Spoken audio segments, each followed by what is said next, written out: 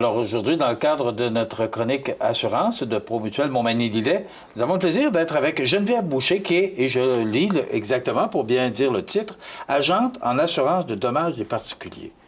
Le titre est long. Oui. Bon, ça fait quoi, une agente en assurance de dommages des particuliers? D'abord, bonjour Geneviève. Bonjour Michel. Oui. Alors, une agente d'assurance de dommages des particuliers, dans le fond, mon rôle consiste à conseiller les clients futurs et actuels par rapport à l'assurance habitation et responsabilité civile, ainsi que l'assurance automobile des particuliers. OK.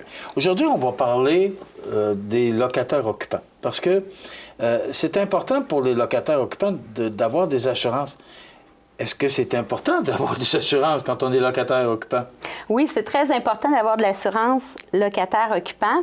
Il y a 33 des locataires occupants qui ne détiennent pas d'assurance habitation. C'est important parce que ça nous protège par rapport à notre contenu, nos biens et la responsabilité civile. OK. Maintenant, s'il y a un incendie, je me permets de vous poser la question, est-ce que qu'est-ce qui arrive au locataire occupant qui n'a pas d'assurance? Il est responsable ou il n'est pas responsable? Bien, la responsabilité, c'est déterminé par rapport à l'expert en sinistre qui détermine selon ce qui est arrivé. Par contre, la personne qui n'a pas d'assurance au niveau qui soit responsable ou pas, la personne qui n'a pas d'assurance va se retrouver à perdre ses biens puis n'aura plus rien pour se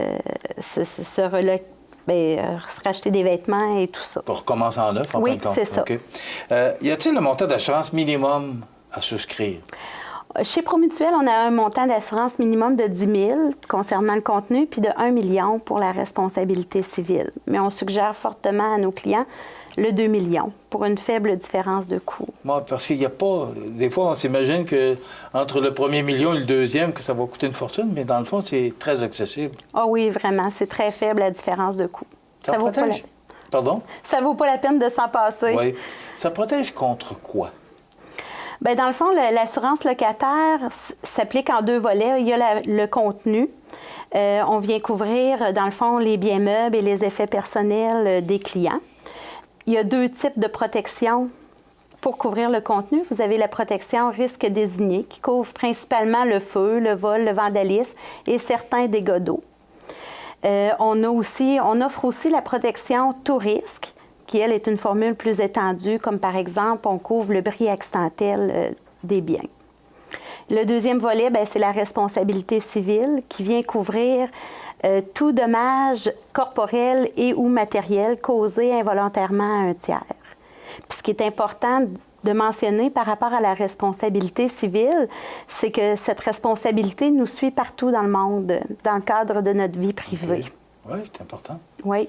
Fait qu'exemple, je ne sais pas, si vous jouez au golf, vous frappez une balle puis que ça blesse quelqu'un, vous êtes en Floride, bien, ça vient vous couvrir. S'il y avait une poursuite contre vous par rapport au dommage corporel de la personne que vous avez blessée involontairement. Donc, c'est pas juste dans le loyer que ça nous protège, mais bien au-delà. Oui, c'est ça. Partout dans le cadre d'une activité privée. Est-ce qu'on a fait le tour de toute la protection que cette assurance-là a de là? Bien, il y a certaines protections aussi qui sont à la carte. À ce moment-là, on le vérifie avec le client, tout dépendant de ses besoins qu'on peut ajouter par rapport aux dommages d'eau, entre autres, là, les refoulements d'égouts, ces choses-là qui peuvent être ajoutées à la carte. OK. La question que je me pose, 33 me semble qu'avec toute la publicité et l'importance d'être assuré, comment ça qu'il y a encore 33 des gens qui ne sont pas assurés? Bien, les gens, je crois, qui pensent que c'est dispendieux. Quand on leur offre ou ils nous disent j'ai presque rien, j'ai presque pas de biens meubles, ou pensent que ça va être trop dispendieux. Okay. Par contre, le prix, souvent, c'est sûr qu'il peut varier selon plusieurs critères, entre autres le montant d'assurance souscrit par le client ou le nombre de logis dans l'immeuble, mais généralement, pour moins de 20 $ par mois, on peut avoir une bonne assurance locataire. On entend encore trop ça aujourd'hui aux nouvelles, des gens qui ont connu ça, un incendie, puis on entend qu'ils sont sans assurance. Alors, le 33 il est de plus en plus présent. Ce sont des gens moins fortunés, mais pourtant, on n'a pas besoin d'être riche pour s'assurer. Non, pas du tout. faut vraiment avoir 10 000 de contenu. C'est quand même assez rapidement atteignable. Les vêtements, quand on pense à tous les meubles, les vêtements d'hiver, d'été, les souliers, les articles de sport et de loisirs, ça peut monter quand même assez rapidement. Puis c'est toujours en valeur à neuf, donc il faut penser à si aujourd'hui on avait à remplacer au coût d'aujourd'hui les biens qu'on perdrait lors d'un incendie ou de tout autre sinistre, là. Alors, parlons-en. Comment on fait pour déterminer justement le montant d'assurance qu'on a besoin?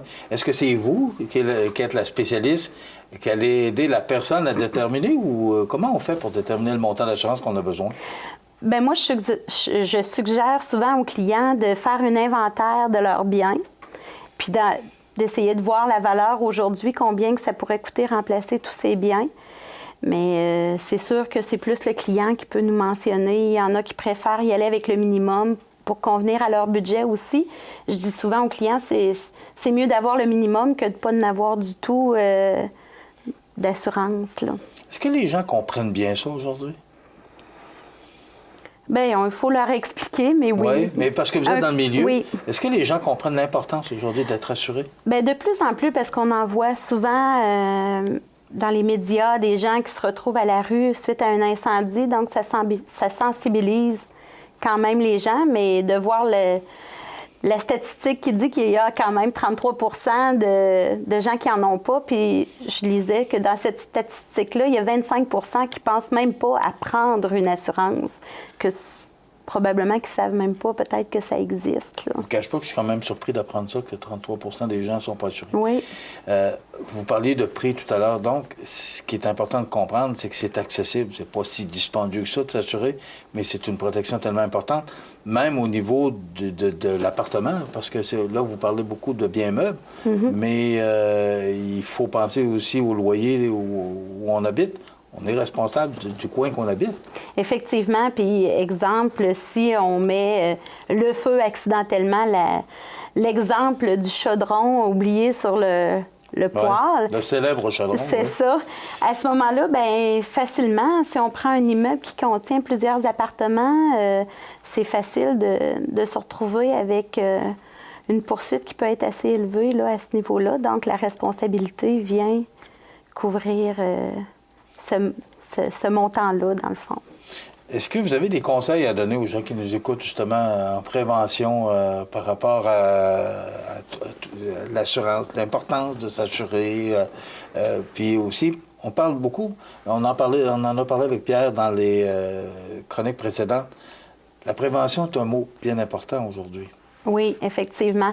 C'est sûr que de vérifier les avertisseurs de fumée quand on arrive dans un nouvel appartement, de vérifier qu'ils fonctionnent adéquatement et de remplacer les batteries au moins une fois par année, idéalement au changement d'heure.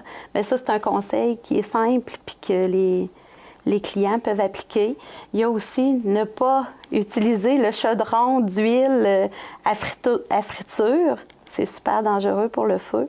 Donc, c'est préférable de se munir d'une friteuse sécuritaire avec un couvercle. Est-ce que c'est une condition, un détecteur de fumée maintenant? Est-ce que vous l'exigez? Bien, au niveau de l'assurance locataire, on ne pose pas la question concernant à savoir s'il y a un détecteur de fumée, un avertisseur de fumée. C'est vraiment au client de s'assurer. OK, mais ce n'est pas encore une condition obligatoire d'assurer la personne d'avoir un détecteur de fumée? Non. Pas encore? Non. OK. J'ai un peu surpris. Oui. Oui, parce que je pensais que c'était obligatoire maintenant. Ça ne l'est pas encore. Non, pas du tout. Qu'est-ce qu'on peut faire pour convaincre les gens de s'assurer et de l'importance de s'assurer? Dans le fond, l'importance de s'assurer, c'est bien sûr pour protéger notre patrimoine familial en premier lieu, puis notre responsabilité civile, comme je vous disais un petit peu plus tôt dans l'entrevue, d'être couvert partout dans le monde. C'est très important. Puis de nous contacter pour qu'on puisse faire une soumission, puis adapter le produit d'assurance aux besoins du client. C'est important ce que vous venez de dire, une soumission.